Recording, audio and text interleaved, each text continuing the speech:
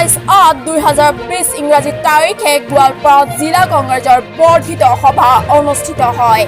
উক্ত সভাত সভাপতিত্ব কৰে আব্দুল সালাম। মুখ্য অতিথি হিচাপে উপস্থিত থাকে সন্মানীয় ডক্টৰ সঞ্জয় চৌধুৰী, যুটীয়া সম্পাদক নিখিল ভাৰত কংগ্ৰেছ কমিটি, আৰু লগতে উপস্থিত থাকে সন্মানীয় AK ৰছিদ আলম বিধায়ক 37 নম্বৰ গোৱালপাৰা পূব সমষ্টি, আৰু লগতে আমন্ত্ৰিত অতিথি হিচাপে উপস্থিত থাকে সন্মানীয় ব্ৰাজেন কুমাৰ সন্দিকৈ, কোষাধ্যক্ষ অসম প্ৰদেশ কংগ্ৰেছ কমিটি, আৰু মানস বৰা সম্পাদক প্ৰদেশ কংগ্ৰেছ কমিটি।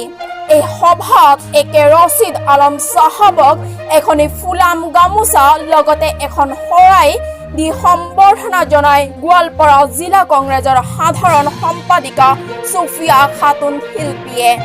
সভাখনৰ মূল উদ্দেশ্য আছিল আগন্তুক 2021 চনৰ বিধানসভা নিৰ্বাচন আৰু উক্ত নিৰ্বাচনত কেনেকৈ দল শক্তিশালী কৰিব পৰা যায়। গোৱালপাৰাৰ পৰা আতিকুৰ ৰহমানৰ ৰিপৰ্ট, আছাম নিউজ এয়াৰ।